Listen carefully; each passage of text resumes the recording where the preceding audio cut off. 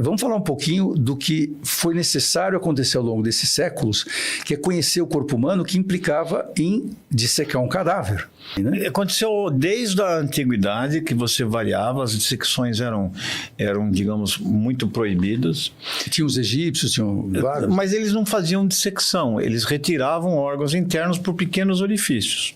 O entendimento da funcionalidade do corpo humano, ele começa com a anatomia com Morgani, que fez um dos livros mais bonitos da história da medicina, porque ele ilustrava, e depois você evolui nisso, ele já falava de doença e das alterações, de sintomas com algumas alterações de órgãos. Isso permitiu que se criasse a fisiologia, se modificasse conceitos que vinham desde a antiguidade, perpetuados porque não fazia-se dissecção de pessoas, mas se fazia de animais e fazia, digamos, comparações. Depois tem uma fase de saúde pública que inaugura que é inaugurada pelo Jenner, que começou a inocular pústula de doenças de ordenhadores de vaca, que tinha a varíola bovina, mas que dava proteção cruzada contra a varíola humana. Então, aí você começa uma fase de saúde pública, de saneamento, e você começa a evoluir a medicina, sem saber nada quem era a bactéria, que era um vírus, que era nada. Quem inaugura, de fato, a medicina científica são as autópsias com o uso do microscópio. Isso começa no início do século XIX, e persiste, e diríamos até mais ou menos metade do século XX, as autópsias foram a base da construção do conhecimento sobre doenças, do isolamento de micro-organismos, identificação dos bacilos, da definição de câncer, enfim, de entender um pouco por que as pessoas adoeciam. Ou seja, não tem jeito, se você tem um indivíduo, e aí, obviamente, ele tem que estar morto, né? Senão você não vai poder ter acesso aos seus órgãos, mas naquela época você não tinha anestesia, ou você faria uma biópsia. Então também vão tirar o mito do público. Todo mundo acha que a palavra biópsia quer dizer que a pessoa tem um câncer. Então, só relembrando, a palavra autópsia ou necrópsia versus a palavra biópsia, só o significado para o público entender do dia a dia. A autópsia, ela tinha um sentido de autoconhecimento. Quer dizer, a gente conhecia a si mesmo. Quer dizer, era uma coisa de investigação de como nós funcionávamos. A necrópsia, ela está dentro da... É que você faz isso, obviamente, com gente morta. Você vai olhar os mecanismos de morte. É ter acesso aos tecidos, aos órgãos do indivíduo que está morto. Ou fluidos. Ou fluidos. Já a biópsia é ter esse acesso a fluidos ou tecidos, mas de alguém que está vivo. É isso. E que necessita de um diagnóstico invasivo. Então biópsia, para todos entenderem, isso apenas é um método diagnóstico de quem está vivo, não implica em ser uma doença maligna necessariamente, para que se possa obter substratos e dados para ajudar no tratamento, no diagnóstico e tratamento da pessoa. Né? Acho que você deu um exemplo de câncer.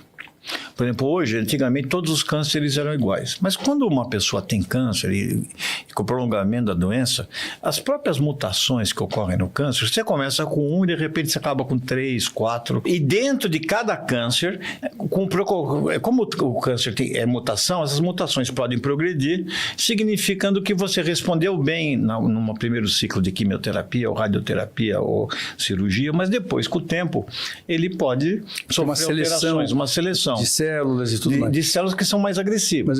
Então isso é importante o pessoal entender, que não se pode ter, e isso aconteceu, tal como a tuberculose era o mal do século XIX, parecia um diagnóstico de morte, era um mito, a pessoa tem tuberculose.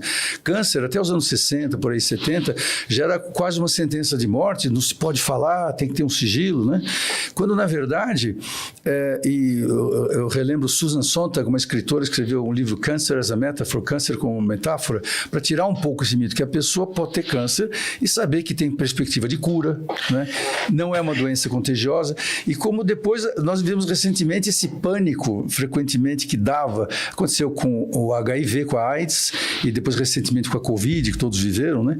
Então o câncer, é preciso entender, não existe um único padrão, é uma doença também dinâmica e que, portanto, permite-se atuar e curá-la, né? Poder atuar. Ou controlá-la o suficiente para dar qualidade de vida. E para você fazer isso, você precisa ter pedaços do tumor. E aí chama-se biópsia. E aí você pode fazer uma biópsia para programar o tratamento. Por que aquele clone está se comportando de forma mais agressiva. E com isso você consegue desenhar, estabelecer os pontos fracos daquele tumor, daquele pedaço de tumor que está crescendo e comprometendo a saúde da pessoa, e fazer o que se chama hoje de medicina de precisão, onde você vai desenhar um esquema. Perfeito. Ou seja, é como... teoricamente, a medicina que implica justamente no exame físico, conversar com o paciente. Se fosse possível, ao olhar para alguém, ter o diagnóstico do que ela tem, se faria. Mas se não é possível, aí que você aprimora o exame físico e poderá necessitar de chamados exames complementares, que a palavra já diz. Isso. Existe a avaliação física, o exame físico, o conhecimento, analisar a parte emocional, a psique do paciente. E a biópsia seria um recurso para justamente ajudar o diagnóstico, porque vai ser, obviamente, difícil. Eu não vou poder tratar adequadamente uma doença sem o diagnóstico. E quanto mais preciso o diagnóstico, melhor. Às vezes, pode ser um método de imagem, às vezes pode ser uma ausculta, basta auscultar o tórax do indivíduo, mas a patologia contribui muito por isso também, permitindo que análise de fluidos ou de tecidos você possa encaminhar o diagnóstico. E geralmente são procedimentos invasivos e que não são usados, não é um hemograma. Então, é um procedimento especializado.